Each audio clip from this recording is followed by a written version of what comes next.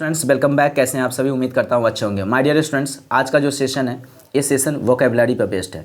आप वोकेबलरी के बारे में आप जानते होंगे। वर्ड पावर आपके पास कितना होने चाहिए ये आप बहुत अच्छी तरह से जानते हैं। माय डियर स्टूडेंट्स, आज का जो वीडियो है वो तमाम स्टूडेंट के लिए है जो एसएससी की तैयारी कर रहे हैं, जो बच्चे बैंक की तैयारी कर रहे हैं, जो बच्चे बीपीएससी टीचर की तैयारी कर रहे हैं, TES टीचर की तैयारी कर रहे हो, या फिर MBA की तैयारी कर रहे हो, या कोई भी सिविल सर्विसेज की तैयारी कर रहे हो, कोई भी कंपटीशन की तैयारी कर रहे हैं आप। जिस भी एग्ज़ाम में इंग्लिश का पेपर आएगा और उस इंग्लिश के पेपर में वोकेबलरी आपके लिए बहुत ही मस्ट होगा। वोकेबलरी कहाँ कहाँ पूछेगा? वोकेबलरी किसी भी एग्जाम में बैठे, एसएससी में बैठिए, बैंक में बैठिए, बीपीएससी टीचर में बैठिए, MBA में, या कोई भी सिविल सर्विसेज के एग्जाम में बैठिए, जिस भी एग्ज़ाम में इंग्लिश पूछता है उसमें एग्ज़ाम में वोकेबलरी किस किस टाइप से पूछा जाएगा। सिनोनिम्स के रूप में आएगा, एंटोनिम्स के टाइप में आएगा, इडियम्स फ्रेज के टाइप में आएगा, वन वर्ड सब्स्टिट्यूशन के टाइप में आएगा। साथ साथ ये तो डायरेक्ट वर्ड मीनिंग आता है, इस टाइप से पूछा जाता है। लेकिन आपको पता है ना, वोकेबलरी मजबूत रखने से आप क्या क्या कर सकते हो? आप न्यूज़पेपर अच्छे से पढ़ सकते हो, आप मैगज़ीन पढ़ सकते हो, आप अपनी क्लास का बुक अच्छे से पढ़ सकते हो। जब तक आप न्यूज़पेपर पढ़ने नहीं आएगी, मैगज़ीन वगैरह नहीं पढ़ने आएगा, बुक नहीं पढ़ने आएगा, तो एक बात बताओ माय डियर, इनमें से किसी भी एग्ज़ाम का पैसेज बना पाओगे अच्छे से? किसी भी एग्ज़ाम में क्लॉज टेस्ट जो पूछेगा, क्या वो क्लॉज टेस्ट बना पाओगे अच्छे से? या फिर किसी भी एग्ज़ाम में कॉमन एरर, इम्प्रूवमेंट, जो भी सेक्शन पूछा जाएगा, जब तक आप उसका मतलब ही नहीं समझ पाएंगे तो क्या उसका 100% आंसर, सही आंसर आप लगा पाएंगे? और जब तक सही आंसर नहीं लगा पाएंगे, क्या अच्छे स्कोर कर पाएंगे? अच्छे स्कोर नहीं हो पाएगा तो क्या लगता है आप अपनी रिजल्ट अपने कब्जे में कर सकते हैं? ये बात मैं क्या बताऊँ, ये बात आप भी जानते हो माय डियर स्टूडेंट, कि अगर आप एसएससी, बैंक या टीचर की तैयारी कर रहे हो या कोई भी एग्ज़ाम तैयारी कर रहे हो तो आप बच्चे नहीं हो। आप इतना तो समझते हो ना कि इंग्लिश अगर उसमें पूछता है तो इंग्लिश में अगर आपको प्रॉब्लम हो रही है तो उसमें वोकेबलरी आपका बहुत बड़ा रोरा बना हुआ है जीवन का। तो वोकेबलरी को आप कैसे पढ़े जो ताकि उसको प्रॉब्लम को जड़ से ख़त्म किया जाना चाहिए। तो रट के पढ़ना चाहिए? बिल्कुल नहीं पढ़ना चाहिए, क्योंकि रट के आप कितने दिन रख सकते हैं? क्या आप जानते हैं कि आज आप रटेंगे और कल या परसों आपका एग्ज़ाम है बैंक का या एसएससी का या फिर किसी भी टीचर का एग्ज़ाम, सीटेट का एग्ज़ाम, जो आज रट लूँगा कल एग्ज़ाम में लिख दूंगा, पास तो कर ही जाऊँगा, आगे ज़रूरत क्या पड़ेगी? ऐसा तो है नहीं माय डियर स्टूडेंट्स। आज पढ़ करके आपको होल लाइफ इंग्लिश का वोकैब अगर आपके दिमाग में रखना है, न्यूज़पेपर पढ़ने आना सीखना है, मैगजीन बुक पढ़ने आनी चाहिए, तो आपको वोकैबलरी मस्ट है कि आपको याद रखना पड़ेगा।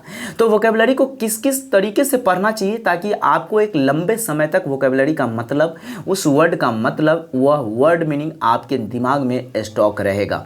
तो कैसे किया जाना चाहिए? इसके लिए मैं 2 पैटर्न तैयार किया हूँ। 2 पैटर्न क्या है? एक पैटर्न है ट्रिक कॉन्सेप्ट। क्या है? ट्रिक और कॉन्सेप्ट, इसको एक ही पैटर्न में रखिए। और दूसरी है रूट प्रोसेस। ये रूट प्रोसेस क्या होता है? आप हिंदी व्याकरण में पढ़े होंगे, उपसर्ग और प्रत्यय। और ये ट्रिक और कॉन्सेप्ट क्या होता है कि कोई क्वेश्चन होगा, वर्ड मीनिंग होगा, उसको किस कॉन्सेप्चुअल तरीके से पढ़ा जाए ताकि ज़्यादातर लंबे टाइम तक, लॉन्ग टर्म तक आपको याद रहे। तो माय डियर स्टूडेंट, सबसे पहले मैं इसका ट्रिक या कॉन्सेप्ट टाइप, जो भी आप कहिए, ये कॉन्सेप्ट टाइप आपको वर्ड मीनिंग कैसे याद करना चाहिए। वर्ड मीनिंग याद कराने के लिए बहुत सारे टीचर आपको गाना शायरी पर भी याद कराता, मैं उस चीज़ को प्रेफर नहीं करता हूँ, क्योंकि एग्जाम हॉल में टाइम कम रहेगा और गाना शायरी पर अगर आप वर्ड मीनिंग याद किए हो, my dear student, exam hall में जब तक वो गाना याद नहीं करोगे, ध्यान नहीं करोगे पूरा, तब तक वर्ड मीनिंग का मतलब नहीं मिलेगा। और एग्जाम में टाइम कम रहेगा, क्वेश्चन ज़्यादा रहेगा, तब तक मुँह बांधोगे ना खरे खरे। तो इसके लिए मैं क्या करता हूँ कि आपको ट्रिक कॉन्सेप्ट बेस्ड में कैसे याद करना चाहिए, रूट बेस्ड कैसे याद किया जाता है, मैं आपको इस वीडियो में कंक्लूजन करूंगा। माय डियर स्टूडेंट्स, जैसे देखो, फर्स्ट पॉइंट है ट्रिक या कॉन्सेप्ट। यहाँ लिखा था ना ट्रिक और कॉन्सेप्ट, तो ट्रिक कॉन्सेप्ट से कैसे याद करेंगे? मान लीजिए फर्स्ट वर्ड है हर्डल, HURDLE, हर्डल। हर्डल मतलब क्या होता है? बाधा या अवरोध। आप जिंदगी में कोई भी काम कर रहे हैं, जैसे आप पढ़ाई कर रहे हैं, पटना में बैठ के, दिल्ली में बैठ के, कहीं भी बैठ के या घर पर बैठ के, तो बहुत सारा चीज़ बाधा आता है ना, अवरोध आता है ना। कोई प्रॉब्लम आ जाता होगा, कुछ समझ में नहीं आता होगा, या मकान मालिक डिस्टर्ब करता होगा, या पड़ोसी डिस्टर्ब करता होगा, फ्रेंड सर्किल में डिस्टर्ब हो जाते होंगे, लव प्रेम में डिस्टर्ब हो जाते होंगे, कोई ना कोई प्रॉब्लम आता है ना जीवन में। तो हर्डल का मतलब होता है बाधा या अवरोध। इसको आप याद कैसे करोगे? यही होता है कॉन्सेप्ट और ट्रिक का मतलब। याद करने के लिए है कि हर डल मतलब हर दिल, डल मतलब दिल, हर दिल जो प्यार करेगा बाधा तो होगा। अब प्यार करे के मतलब ये नहीं कि प्यार करने के चक्कर में ही हर डल का यूज होगा, नहीं, ये कोडिंग कर दिया, क्योंकि ये मतलब इस वर्ड का लिंक मिल रहा था, हर डल मतलब हर दिल, तो लिख दिया। दुनिया के कोई भी काम जिसमें बाधा आता है उसका मतलब होगा हर डल। हर डल का जो सिनोनिम्स अगर आपको एग्जाम में पूछेगा तो इसका मतलब होता है हैम्पर। क्या होता है? हैम्पर। आप कहेंगे सर इसको हम कैसे याद करेंगे हैम्पर? तो हैम्पर, हम पर क्या आता है? बाधा आता है। हम पर सब दिन बाधा आता है। याद हो गया ना इसका भी। नेक्स्ट वर्ड है असोडियस, ASSIDUOUS। असोडियस मतलब होता है मेहनती। अब इसको कैसे याद करेंगे? तो ऐसी, ASSI ऐसी, डियस मतलब दुआ करो हम सब सफल हो जाए। ऐसी डियस मतलब ऐसी दुआ करो जो हम सब सफल हो जाए। सफल होने का मतलब होता है लेबोरियस, मेहनती। और सक्सेस भी आप इसका सिनोनिम्स लिख सकते हो। कोई दिक्कत है माय डियर स्टूडेंट्स? मिमो एंड मिसमेराइज, मिसमेराइज का मतलब होता है सम्मोहित करना। सम्मोहित मतलब उसको पटा लेना। सम्मोहित मतलब अपनी गिरफ्त में ले लेना। सम्मोहित मतलब नहीं कहता जादू टोना कर दिया है मेरे बेटा के ऊपर। मिसमराइज मतलब होता है सम्मोहित करना। इसको कैसे याद करोगे? तो लिंक लगाओ, मिसमराइज। मिस मतलब मिस, आपके स्कूल के जब मैडमियाँ होगी मिस, मिस आपको क्या कर लिया यानी मेरी रोज़ सम्मोहित कर लेती है। मतलब उसको देखते आप पढ़ाई से डिस्टर्ब हो जाते हो, उसे बातें करने अच्छा लगने लगता है, यानी वो आपको पटा लिया है। तो मिसमेराइज मतलब मिस मेरी रोज सम्मोहित कर लेती है। सिनोनिम क्या होगा? इंथ्रॉल। क्या होगा? इंथ्रॉल या इनिटाइज। आप इसको इंथ्रॉल याद कर सकते हो क्योंकि बार बार ये वर्ड में जब भी पूछता है तो इंथ्रॉल आपका ऑप्शन में आता है। तो माय डियर स्टूडेंट्स, ये कुछ पॉइंट है। मैं इसमें वर्ड में याद नहीं कराया हूँ, मतलब इसमें दिखाया हूँ कि ये जो टाइप आपने पढ़ा है ये टाइप कॉन्सेप्चुअल टाइप है। और इसी तरीके से मैं synonyms, antonyms, synonyms, antonyms, idioms, phrase, one word substitution में इसी तरीके से याद कराता हूँ। तो वर्ड मीनिंग के याद कराने का तरीका नंबर 1 और तरीका नंबर 2 यानी टाइप्स 2। टाइप्स 2 है रूट वर्ड्स। आपने देखा ना रूट वर्ड, यहाँ लिखा था ना मैंने रूट वर्ड, रूट वर्ड। अब है रूट वर्ड। ये रूट प्रोसेस क्या है? आपने हिंदी व्याकरण में बचपन में पढ़ा होगा उपसर्ग और प्रत्यय, यानी कुछ ऐसे वर्ड होगा जिसका एक छोटा सा कोड होगा, छोटा सा एक कोड वर्ड होगा। वो किसी भी वर्ड के आगे या पीछे लगा दीजिएगा तो जल्दी याद हो जाएगा। कैसे? मान लीजिए मैं कहूँगा कॉन्फिडेंस का मतलब क्या होता है? तो विश्वास। कॉन्फिडेंट का मतलब होता है विश्वासी। डिफेंस का मतलब होता है रक्षा। अपॉइंटेड का मतलब होता है अतिघोषित। लेकिन सभी वर्ड के शुरुआती में अगर सेल्फ सेल्फ सेल्फ लगा दीजिएगा तो देखिए कैसे याद हो गया। सेल्फ मतलब होता है खुद या आत्मा। अब ऐसे याद रखना होगा सेल्फ कॉन्फिडेंस तो आत्मविश्वास, सेल्फ कॉन्फिडेंट आत्मविश्वासी, तो ऐसे याद करने में टाइम लगेगा। लेकिन इतना रखिए कॉन्फिडेंस से पहले सेल्फ लगा दिया यानी सेल्फ मतलब आत्म, खुद। तो आत्म कॉन्फिडेंस का मतलब विश्वास, आत्मविश्वास। सेल्फ कॉन्फिडेंट आत्मविश्वासी। सेल्फ डिफेंस आत्मरक्षा। सेल्फ अपॉइंटेड आत्मघोषित। सेल्फ कंट्रोल आत्मनियंत्रण। सेल्फ डिस्ट्रक्टिव आत्मघाती। यानी ये वर्ड आपको याद है और सब में सेल्फ सेल्फ लगा दीजिएगा तो फिर से अलग से याद करने की जरूरत नहीं पड़ेगा, तुरंत ऑटोमेटिक याद हो जाएगा। जैसे आपको कॉन्फिडेंस मतलब याद है ना विश्वासी, विश्वास। मान लो कॉन्फिडेंस में हूँ कि मैं एग्जाम पास ही कर जाऊँगा, विश्वास में हूँ। और सेल्फ लगा देगा तो मतलब आत्मविश्वास, अपना विश्वास है। सेल्फ लगा जितने भी वर्ड में अगर सेल्फ लग जाता है उसके साथ आत्म आत्म आत्म जुट जाता है। जितने भी वर्ड के साथ सेल्फ लगेगा आत्म आत्म जुड़ जाएगा।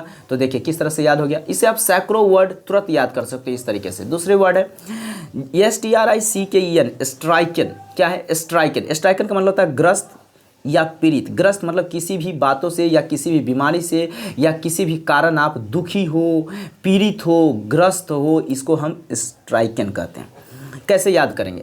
तो स्ट्राइकन, किसी भी वर्ड के साथ अगर आप स्ट्राइकन शब्द जोड़िएगा तो आपके साथ क्या लग जाएगा? दुख या पीड़ित। जैसे ग्रीफ स्ट्राइकन तो दुख से पीड़ित, यानी स्ट्राइकन मतलब दुख और ग्रीफ मतलब होता है क्या होता है? देखिए यहाँ पर ग्रीफ का मतलब होता है दुख और स्ट्राइकन का मतलब होता है पीड़ित, यानी दुख से पीड़ित। फैमिन स्ट्राइकन, तो फैमिन मतलब होता है अकाल और स्ट्राइकन मतलब होता है ग्रस्त, यानी कि फैमिन स्ट्राइकन अकाल ग्रस्त। अकाल नहीं कहता मतलब सूखापन आ गया, बारिश नहीं हुआ तो नहीं कहता अकाल पड़ गया। फियर स्ट्राइकन, फियर मतलब तो आप जानते हैं डर लगा होता है, भय होता है, तो भय। स्ट्राइकन मतलब ग्रस्त, तो फियर स्ट्राइकन मतलब भयग्रस्त। पॉवर्टी मतलब तो आप जानते हो ना गरीबी, और स्ट्राइकन जब जोड़ दोगे तो पीड़ित हो जाएगा, यानी गरीबी से पीड़ित। क्या होगा? गरीबी से पीड़ित। पॉवर्टी स्ट्राइकन गरीबी से पीड़ित। तो ये जो वर्ड है इसको हम कहते हैं रूट वर्ड। उपसर्ग प्रत्यय लग करके एक नई मतलब कि एक तुरंत याद हो जाएगा। देखिए ना रूट प्रोसेस है। रूट प्रोसेस से क्या होता है कि जल्दी याद होता है। एक तरफ का वर्ड आपको पहले से याद है या थोड़ा देर याद लगेगा, याद कर लीजिए या याद रहेगा। और अगर फिर से अगर वही वर्ड में इस टाइप से अगर लगने का रहेगा तो फिर आपको याद नहीं करना पड़ेगा। आपको सिर्फ ये वर्ड याद रख लीजिए। सेल्फ का मतलब क्या होता है? जितने भी वर्ड के साथ सेल्फ लगेगा उस सब में आत्म आत्म आत्म लगेगा, और जितने भी वर्ड में स्ट्राइकन लगेगा उस सब के साथ ग्रसित या पीड़ित लगेगा। जैसे ग्रीफ मतलब दुख, स्ट्राइकन मतलब पीड़ित, तो दुख से पीड़ित। फैमिन स्ट्राइकन अकाल, फैमिन मतलब होता है अकाल, स्ट्राइकन मतलब ग्रस्त, अकालग्रस्त, फियर स्ट्राइकन भयग्रस्त, पॉवर्टी मतलब गरीबी, स्ट्राइकन मतलब पीड़ित, तब गरीबी से पीड़ित, याद हो गया। माय डियर स्टूडेंट्स, ये मेरा कॉन्सेप्ट है पढ़ाने का। चाहे आप किसी भी एग्ज़ाम की तैयारी कर रहे हो, एसएससी, बैंक, टीचर, किसी भी कॉम्पिटिटिव एग्जाम की तैयारी कर रहे हो, या आप पोस्ट ग्रेजुएट कर रहे हो, या ग्रेजुएट कर रहे हो, या स्कूली के बच्चे हो, या कॉलेज के बच्चे हो, my dear students, word meaning, vocabulary आपके जीवन के लिए बहुत ज़रूरी है। अगर आपको इंग्लिश सीखना है, इंग्लिश बोलना है, इंग्लिश पढ़ने आनी चाहिए, इंग्लिश लिखने आनी चाहिए, तो वोकेबलरी आपको बहुत ज़रूरत है।